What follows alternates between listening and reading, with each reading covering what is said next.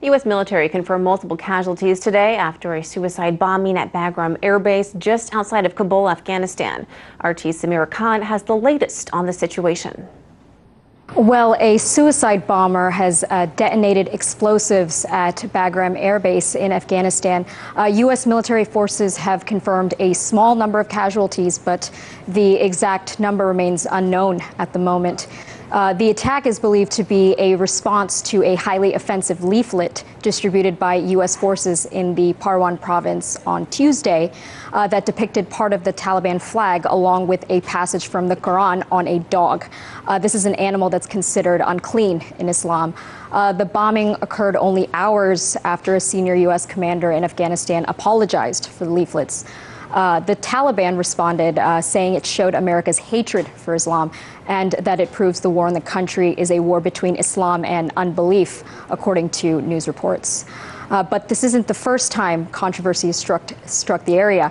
In February 2012, U.S. soldiers mistakenly burned Qurans at the same Bagram base alongside damaged books and texts from the airfield's library.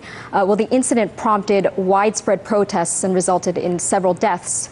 But we have to think that while fundamentalism is mostly to blame for this incident, it seems like U.S. imperialism plays a strong role in providing these terrorists with a motive to perpetrate these attacks.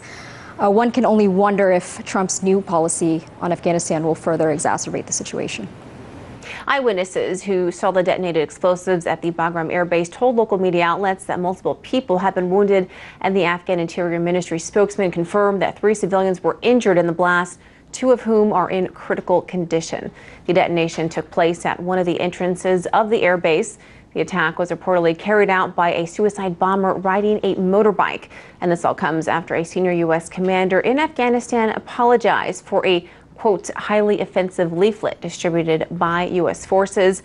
The leaflet depicted part of the Taliban flag, which includes a passage from the Quran on a dog on an animal considered unclean in Islam. Well, the Taliban responded, saying the leaflets convey America's hatred for Islam. And I spoke earlier to Michael Maloof, former Pentagon official, for his thoughts on the leaflets. If it's a war against terrorism, from their perspective, it would be a war against Islam. If they can convey to their constituency, the population, that the United States has shown a total disregard for their cultural sensitivities, that they just want to make war, they're going to win converts that way. And you couple that with the bombings that have been occurring on civilians, this is not the way to win hearts and minds. But do you think it's a little bit of a double standard? We hear other countries chanting death to America, and then when something like this is done using the dog, something that they see as unclean, is, you know, out of the question. Do you think the U.S. should be sorry for what they did? They should be. They should be trained before they go in on cultural sensitivities of the country and indeed the history of the country. That is not happening. And consequently, you have these young kids who come in, they've been trained for war. They're not given any kind of background training, or maybe just a little bit of what some of these cultural things are. I remember Abu Ghraib and the way prisoners were treated, and they were letting women touch the men. That just created tremendous animosity, and you built up a lot of deliberately, and this created some of it was non-deliberate, because we have females in our military, and in that case of Abu Ghraib, they were mingling with the prisoners. They were bringing in dogs and scaring them to death, and this does not bode well for trying to get information to try to prevent further attacks. It only hardens them, and they go out and become die-in-the-wool terrorists as a consequence. Any troops that are going in there, including the commanders, need to know the history of the country. They need to know the cultural sensitivities, because you're trying to win the hearts and minds on the one hand, but on the other hand, if they conduct themselves the way they are, combined with the bombings that have been occurring on civilians, accidentally, which leads to other investigations which you never hear the results of. This will only create new resistance, and you're not going to eliminate the problem that you're there for in the first place. And we understand, the bombings are still under investigation, the suicide bombing that happened. But would you be surprised if this was in retaliation to the leaflets? I would not be surprised, because if having the dog in a leaflet like that shows that there's a disregard for their sensitivities. But when you equate it with Islam, which is their religion, in which they're dying for, that sets up the resistance, and there's no turning back from their standpoint. They then regard you as the ultimate enemy. And going to a point that you touched on earlier about the civilian casualties, we know in 2 different airstrikes just last week, 26 civilians were killed. What do you make of this? It tells me we don't have good intelligence. It shows to me that our rules of engagement in terms of bringing in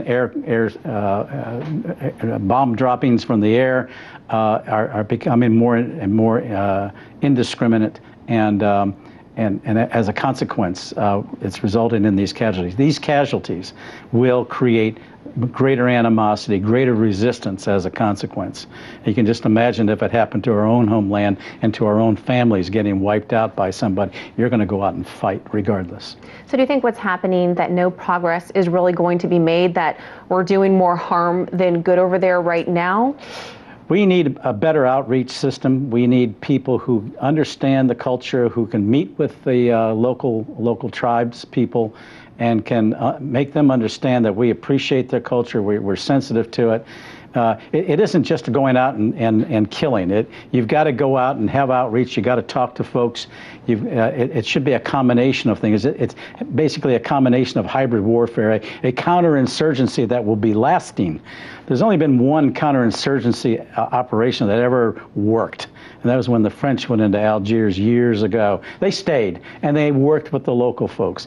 We're not doing that anymore. We'll go into an area, then we retreat, then we bring in new people who are totally unaware of the realities on the ground, and the problem begins all over again. And in Samira's report, she alluded to something that happened back in 2012 where, some of the Quran caught on fire in one of the libraries there. Do you think it's still a sore spot for them?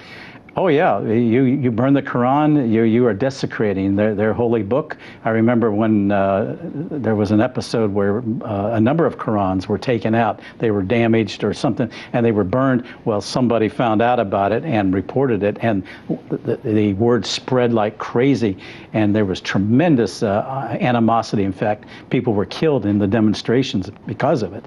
That's what this can lead to. You're not building new friends, you're not winning their hearts and minds, you're actually building greater animosity. That's why I think, to get to your point, that we need better training. We need, if we're going to be in those countries, we need to have a better understanding of the culture, and we need to be very careful where we start placing our bombs, particularly in the killing of civilians. It's clear the Pentagon is now feels that they can absorb a certain number of civilian casualties, but when you're that individual with that family and your family member is killed, that's it. Never easy. It's not. We really appreciate your insight. As always, thank you so much. That's Michael Maloof, former Pentagon official.